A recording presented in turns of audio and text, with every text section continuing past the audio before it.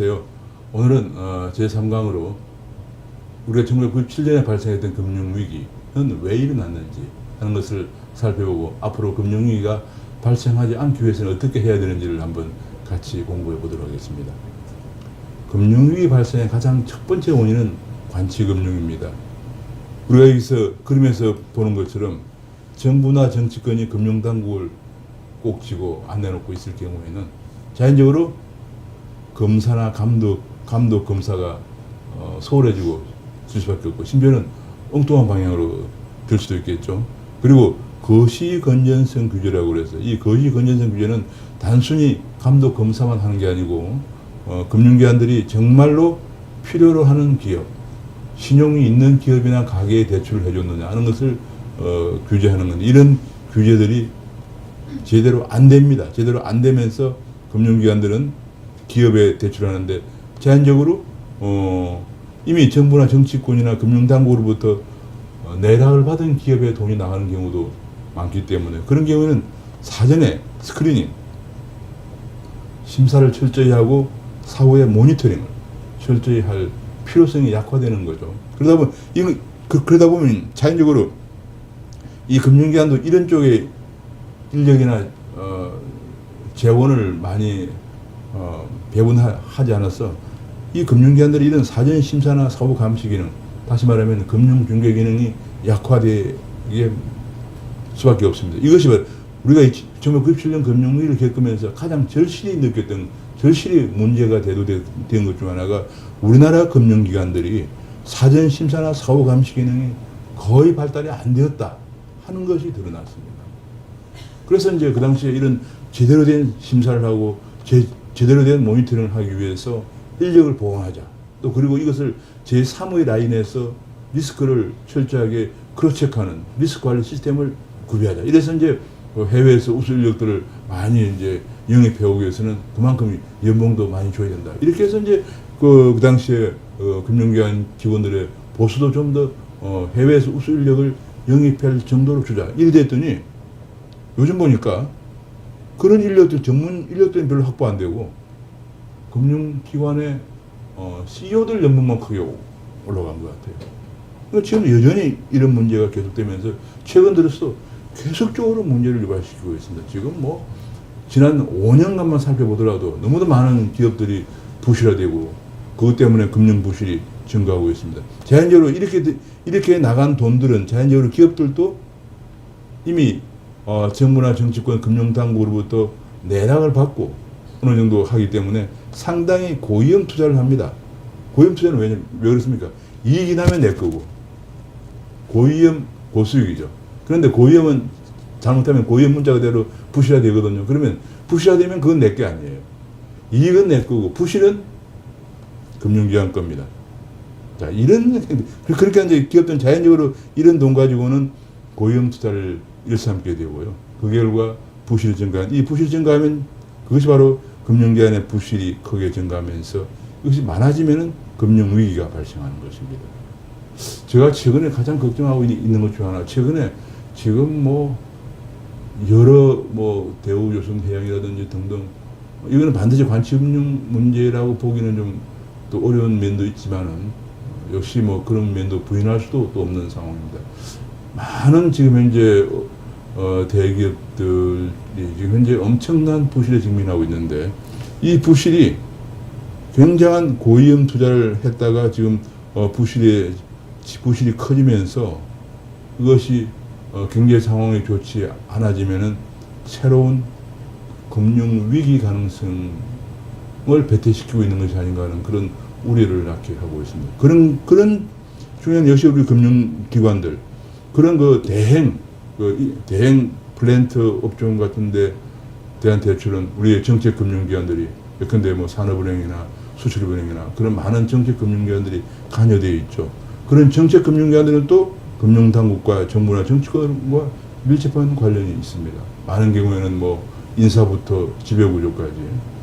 또 심지어는 그런 정책금융기관들이 대출해준 그런 부실기업들 구조조정이 안 됩니다.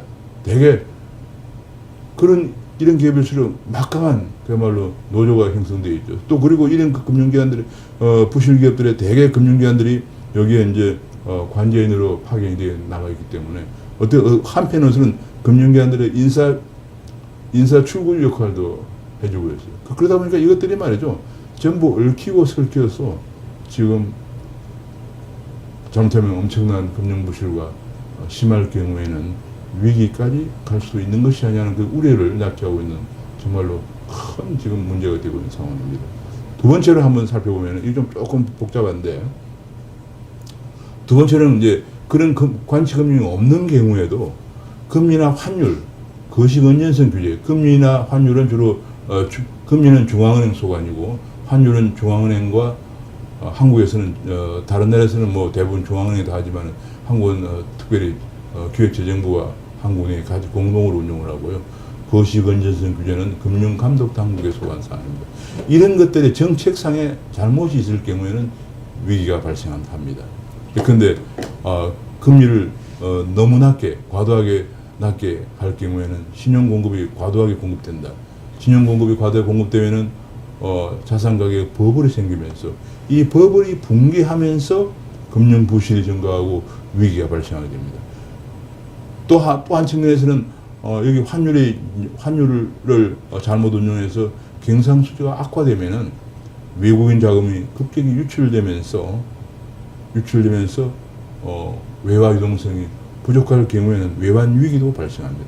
이런 것들이 발생하면은 다시 또 금융부실을 이야기하기도 하고, 또 금융부실 되면은 또 금융기관들이 해외에서 빌려온 돈들을 갚지 못하면서 또 외환 위기를 발생시키는 이런 상호작용을 갖기도 합니다. 문제는 이제 이렇게 되면은 금융부실이 발생하면 첫째로는 금융기관들이 은행에 돈을 기업들에 충분한 돈을 공급할 수 있는 능력이 약화되기 때문에 신용갱색이라는 현상이 발생합니다.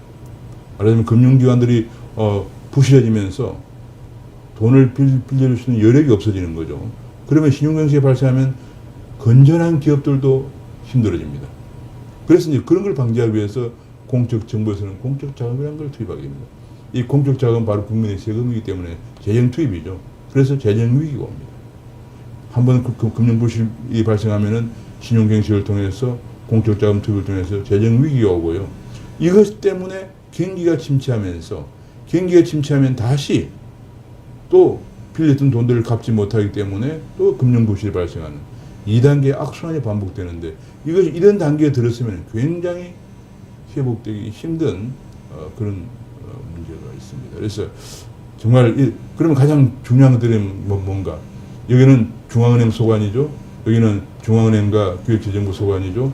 여기는 금융당국의 소관입니다. 이것이 세 당국이 가장 중요합니다.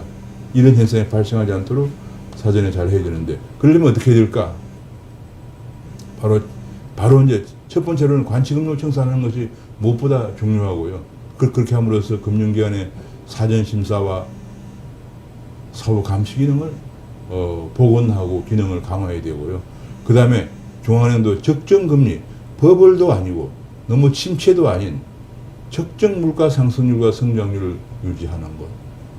이것이 굉장히 중요합니다. 그래서 중앙은행은 각 나라가 다 중앙은행마다 적정한 물가 목표를 갖고 있고 성장률 목표를 가지고, 그것이 버블이 안 되도록 버블이 될 가능성이 보이면은 미리 금리를 올리고, 너무 침체하면은 금리를 낮추는 데서 적정한 금리 수준을 유지하도록 노력을 하고 있고요.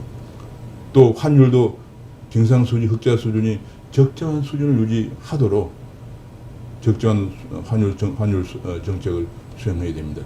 제가 쭉 경험한 바로는 GDP 대비 경상수지 흑자 비율이 한 3% 정도 내외에 되는 것이 한 3~4% 정도가 적합하지 않나 생각을 합니다. 너무 적으면은 한국 같은 경우에는 1년에 원유 수입만 하더라도 거의 1,000억 불을 수입해야 되고, 또 식량도 수입해야 되고, 자원이 없는 나라이고, 또 외채도 한 4,400억 불 정도 되기 때문에 외채 이자마에도 또 굉장히 나오고 해서 그런 걸 고려할 때 대체로 경상수지 흑자가 한 3% 안팎 정도를 유지해 주는 그런 환율 정책을 유지해 나가는 것이 바람직하지 않겠는가 생각을 합니다. 그 다음에 금융감독당국은 거시건전성 규제를 강화해서 금융기관이, 그러니까 이제 우리가 경제를 제대로 운영하는 두 가지 단계. 하나는 기업 스스로가 내가 이걸 투자해서 투자해서 수익성이 있겠는가 하는 것을 분석을 전망을 잘해야 되고요. 그 다음에 2단계로 금융기관들이 이것이 적합한가, 적절한가, 돈을 빌려 봤을 때 바로 그것이 거시건연성 규제인데, 가게라든지 기업들이 돈을 빌려 봤을 때 그 용도를 보고 그 용도가 적절한지, 앞으로 사망 가능성이 있는지를 그것을 살펴보는 것이 거시건연성 규제고, 이것이 과도하지 않게 규제하는 것, 이것이 굉장히 중요합니다. 이것은 금융당국의 역할이죠. 그래서 일단 관치금융이 청산되고 나면은 중앙은행과 그 다음에 정부와 금융당국이 새 삼각편대가 제대로만 일을 해주면 금융위기는 발생하지 않게 됩니다. 이것이 제대로 안 될 경우에는, 그래서 미국 같은 경우에는 연준 의장과 재무장관이 매주 한 번씩 조찬 회동을 합니다. 서로 의견을 교류하면서 하고 있는데, 한국은 오늘 신문에 보니까 재무장관과 하는 총재가 1년 만에 만날 것이라고 나와 있어요. 도대체 이렇게 의사소통이 안 되고 있는 것인지 저는 정말 좀 답답하다는 생각을 했습니다. 오늘은 여기서 마치도록 하겠습니다. 감사합니다.